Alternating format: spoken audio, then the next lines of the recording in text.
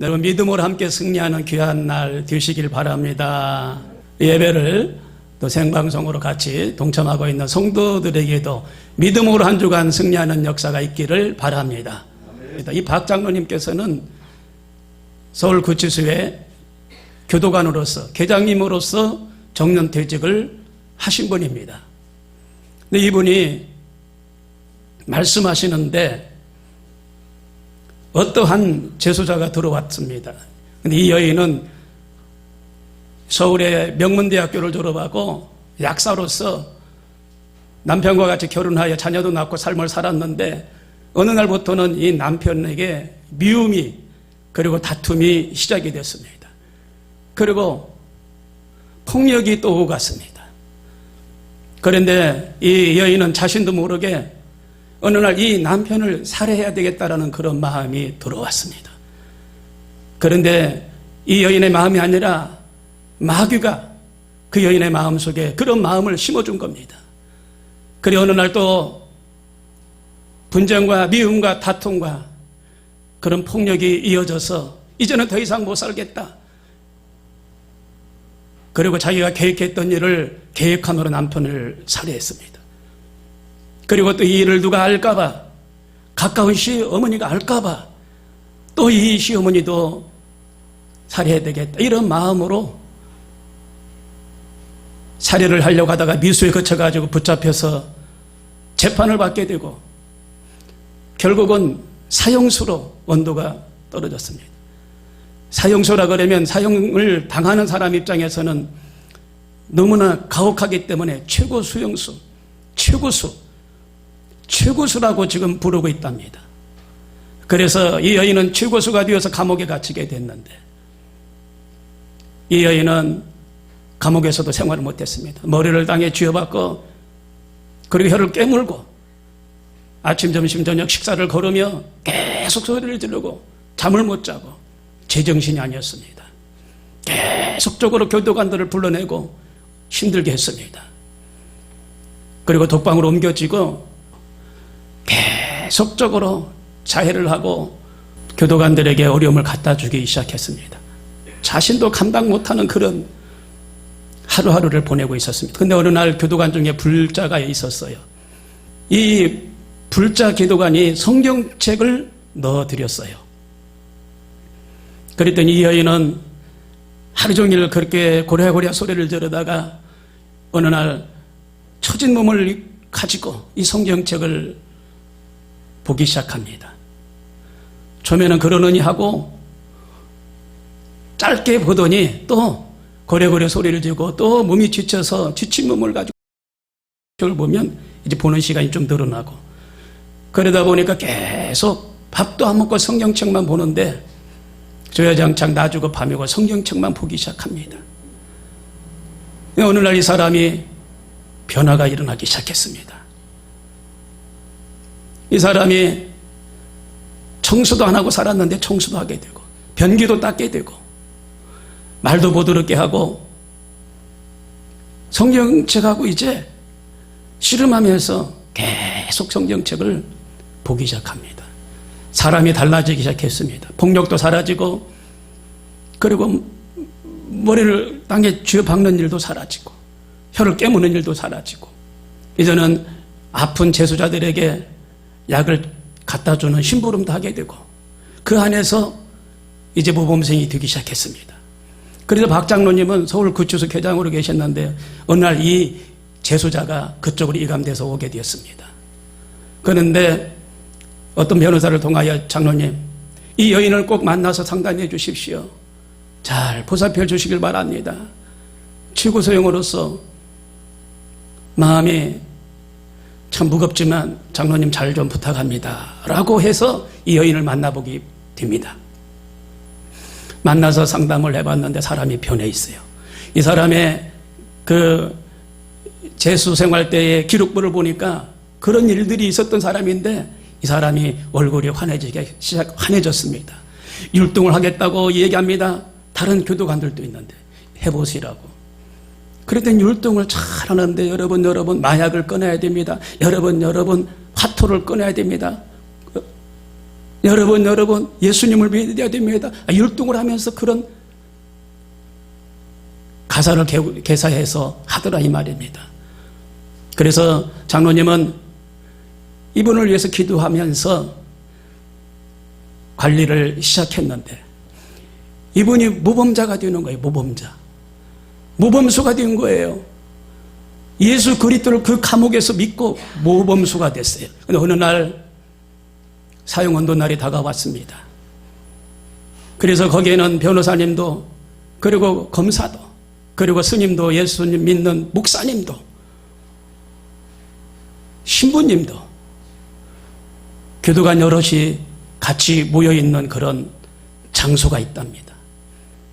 근데 그게 지하실이에요. 거기에 이제 지하실 계단을 통해서 최고수들이 내려와서 생을 마감하는 곳인데 이 여인이 호명이 돼가지고 그날 오는 날입니다. 박 장로님 이 마음은 너무너무 힘들고 무거웠습니다. 그 지하 계단에 내려올 때는 다른 사람들이 소리를 고래고래 지르는 그런 계단이고 아버지, 어머니, 형제를 찾고 동생을 찾는 사랑하는 가족을 이름을 대면서 찾는 그런 계단이고 그리고 절도도 하는 그런 계단을 지금 이 여인은 내려오기 시작합니다. 사람이 만든 계단 중에서 최고로 무서운 계단을 지금 내려오기 시작합니다. 근데 이 여인은 그 계단을 내려옵니다. 근데 찬양이 들립니다. 나 같은 죄인 살리신 은혜 놀라와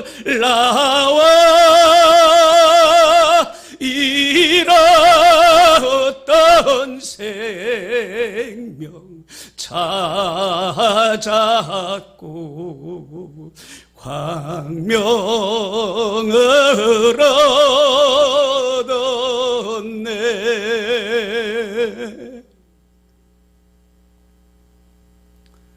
이 찬양을 하면서 그 계단을 내려오고 자리에 앉았습니다. 이제 목사님 주간으로 임종 예배를 드립니다. 임종 예배를 드려서 살아있는 사람을 앉혀놓고 그리고 이 여인은 형장의 이슬로 사라지기 위하여 이제 밧줄이 목에 내려오는데 내려오기 전에 부탁을 합니다. 예배 모든 의식이 끝났는데 부탁을 합니다. 박 장로님 저를 위해서 기도해 주십시오. 저를 위해서 머리 안수해 주십시오. 장로님은 그 소리를 듣고 목사님을 쳐다봤습니다. 목사님께서 고개를 끄덕끄덕 하셨어요. 내려가서 그 여인 앞에 섰습니다. 머리에 손을 얹었습니다. 뜨거운 물이 마음속에서 올라오기 시작했습니다. 눈물이 앞을 가려서 기도 순서를 잃어버렸습니다. 이제는 성령님께 붙잡혔습니다. 하나님 하면서 기도를 하는데 음성이 들렸습니다. 뒤로 돌아서라. 뒤로 돌아서서 기도해라. 이제 여인의 뒤로 돌아가서 손을 얹으니까 앞에는 검사도 있고 변호사도 있고 목사님 스님도 계시고 교도관도 있었습니다. 그분들을 바라보면서 기도하는데 또 마음 깊은 곳에서 불이 올라오기 시작했습니다. 성령님의 이끌림을 받아서 이 박 장로님은 기도합니다. 간절히 기도합니다. 하나님이 이 여인을 용서하여 주시옵소서. 이같이 은혜를 용서하여 주시옵소서. 간절히 기도합니다. 저기서도 울음이 터지고 여기서도 울음이 터지고 통곡하고 기도가 끝나서 보니까 검사도 엎드려 있고 목사님도 고개를 떨구고 엎드려 계시고 여러 스님, 신부님, 교도관들도 눈물을 흘리면서 가슴을 쥐어짜고 있었습니다. 마지막으로 할 말이 있다면 해보십시오. 그는 생년월일이 이름이 뭐냐고 물어봤을 때 똑똑하게 대답하고 제가 마지막으로 할 일이 있다면 하나님의 의가 이 땅에 이루어지길 원합니다. 그리고 우리 자녀들 이제 고아가 됐는데 하나님이 돌봐주시기를 원합니다. 그리고 모았던 재산은 이래이래 써주시길 바랍니다. 저는 이제 하나님 부모로 갑니다. 안녕히 계십시오.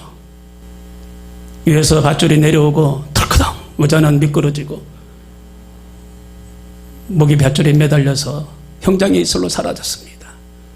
그 모습을 제일 기억하면서 너무나 힘들었던 그런 일이었다라고 장로님은 고백합니다.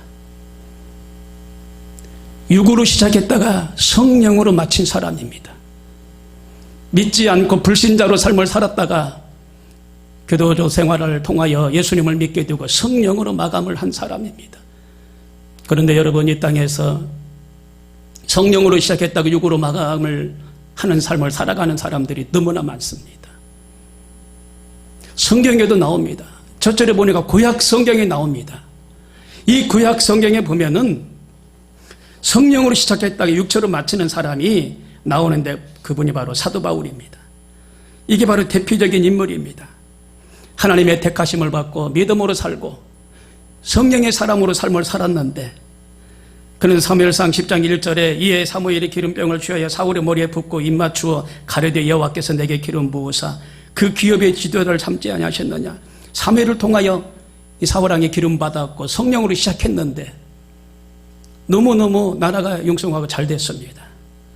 그런데 암몬 족속들이 쳐들어왔어요. 거기에서 사울왕이 용감한 투사가 되어서 그 암몬 족속들을 쳐 물리칩니다. 그리고 위대한 장군으로서 더 이제 승승장구하는 것을 볼 수가 있습니다. 그런데 그것도 잠깐, 하나님이 도우셔서 그랬는데도 당신이 잘해서 그랬다는 그런 생각이 들어가서 하나님이 떠나고 맙니다. 그리고 난 뒤에 블레셋 군대들이 쳐들어왔어요. 그런데 그 전투에서 죽임을 당합니다. 그 전투에서 패배를 당합니다. 그 아들 셋이 있었는데 이 셋도 그 전투에서 적장들에게 죽습니다. 하나님이 떠나니까 이런 패배가 오기 시작합니다. 이 사울왕에게 악령이 역사했던 걸 볼 수가 있습니다. 여러분, 구약시대 때에 성령으로 시작했다가 육으로 마친 대표적인 사람이 사울왕입니다. 그 신약에도 나와 있습니다. 신약에도 보니까 가룟 유다입니다. 이 사람은 지혜가 있었고 셈이 빨랐고 그리고 총명하고 열심히 있는 12제자 중에 한 사람이었었습니다. 그런데 예수님께서 그에게 총명을 주시고 그리고 그의 지혜를 높이 평가를 해서 돈꾀를 맡기고 제자로 삼았는데 이 가룟 유다에게 탐욕이 들어가고 또 그에게 예수님을 은 30냥에 팔아야 되겠다라는 그런 나쁜 마음이 들어갔습니다. 30냥이면 아주 가치로 너무너무 작은 그런 돈입니다. 종들에게도 그 가치로 사고 팔 수 있는 그런 돈이 아닙니다. 그런데 은 30냥에 예수님을 팔겠다라고 작정을 합니다. 그래서 그 예수님을 그 30냥에 팔았습니다. 이 가룟 유다는요, 성령으로 시작했다가 육으로 마친 사람이에요. 사랑하는 성도 여러분, 성령으로 시작하면 끝까지 하나님을 떠나지 않고 성령으로 삶을 마치는 그런 은혜가 있어야 될 줄로 믿습니다.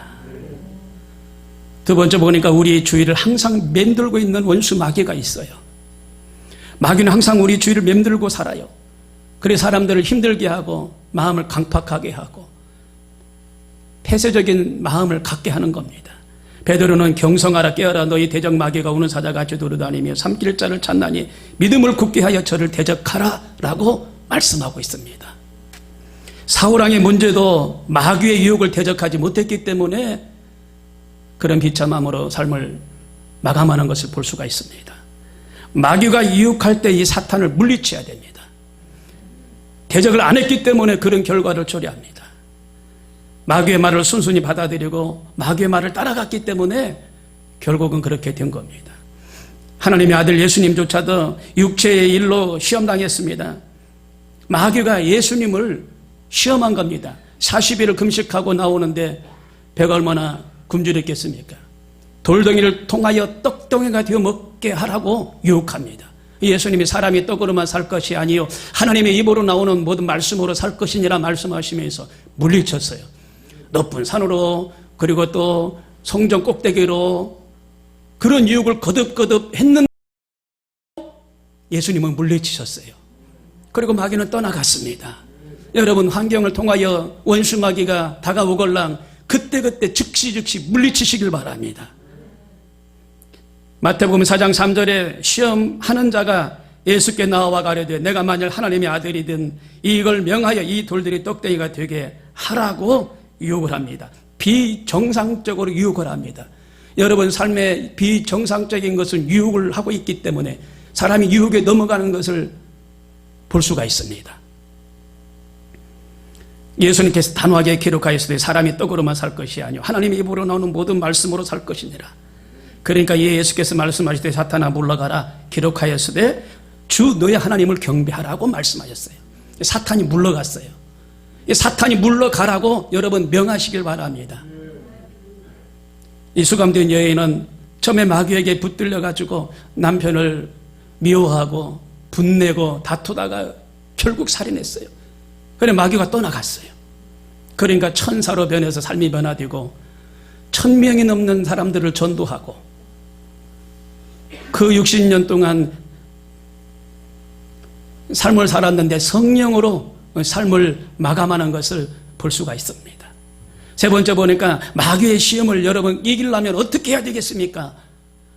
마귀의 시험을 이기기 위해서는 율법과 계명을 지켜야 되는데 그 율법과 계명의 철책을 하나님이 세워놓으셨다는 겁니다. 예수님 믿고 구원받는 건 당연지사인데 하나님이 우리에게 율법과 계명의 그 철책을 쳐놨어요.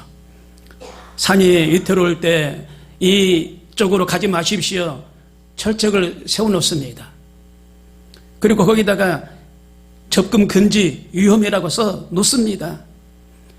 그곳을 지나가면은 상처를 받고 낭떠러지로 떨어 죽을 수밖에 없어요. 하나님이 이와 같이 예수 믿고 구원받는 믿음의 사람들에게 이 철책 안에 접근 금지를 해놓은 것이 율법과 계명입니다. 그래서 이걸 지키라고 말씀하고 있어요. 그래서 마귀의 시험을 이기려면 이걸 지키라고 말씀하고 있어요. 그래서 마귀의 시험을 이기기 위해서는 근신하여 깨어 있어야 될 줄로 믿습니다. 자꾸 마귀가 우리를 속이고 자꾸 거짓말하게 만들고 허술한 방법을 사용하고 합리적이며 적절한 방법을 사용을 합니다. 지식인에게는 지식으로 방법을 사용합니다. 명예 있는 사람은 명예로, 부자에게는 또 부자로서 자꾸 이생의 자랑으로, 유혹의 자랑으로 자꾸 마귀가 속삭입니다. 근데 예수님께서 이제는 근신하여 깨어 기도하라 라고 말씀하십니다. 근신하라는 것은 헬라어로 레포라고 말합니다. 레포. 근데 여기서는 근신이 술 취하지 말라 이 뜻입니다. 여러분 술 먹은 사람이 정신이 온전하겠습니까? 술 취해 있는 사람이 온전하게 말을 하겠습니까? 근신이라는 뜻은 술 취하지 말라는 뜻이에요. 이 삶을 살아가는 많은 사람들이 얼마나 많은 술에 취해 있습니까? 한 해 동안 우리나라가 술을 잠실 운동장 거기다가 술을 가득 부어놓고 그것을 다 마셔도 된다 할 정도로 어마어마한 많은 술들을 마신다고 그러잖아요. 주량들이 보통 소주 한 병으로 웬만한 술을 마시면 취하지가 않는 그런 내성이 길러져서 보통 2병씩 3병씩 먹잖아요. 근신하라는 것은 술 취하지 말라는 거예요. 여러분 원수 마귀가 술 취한 사람에게 가까이 접근합니다. 마약한 사람에게 원수 마귀가 가까이 접근합니다. 베드로 사도를 통하여 근신하라라고 말씀하고 있어요. 그리고 데살로니가전서 5장 6절에 보니까 자지 말고 오직 깨어 있으라 라고 말씀하고 있어요. 영적인 잠에서 깨어 있으라는 겁니다. 코로나 시대에 어려워도 예배에 열심을 다하라는 겁니다. 코로나 시대에 여러분 예배에 열심을 다하지 못하면 영적인 게으름이 와가지고요, 감각을 잃어버려요.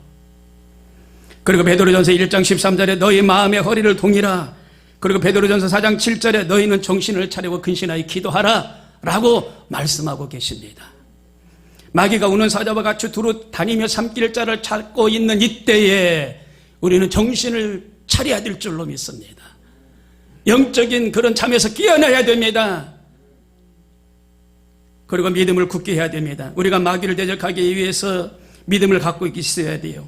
창세기에 보니까 내가 너로 여자와 원수가 되게 하고 너의 후손도 여자의 후손과 원수가 되게 하리니 여자의 후손은 내 머리를 상하게 할 것이요 너는 그의 발꿈치를 상하게 할 것이니라 라고 창세기 3장 15절에 말씀합니다.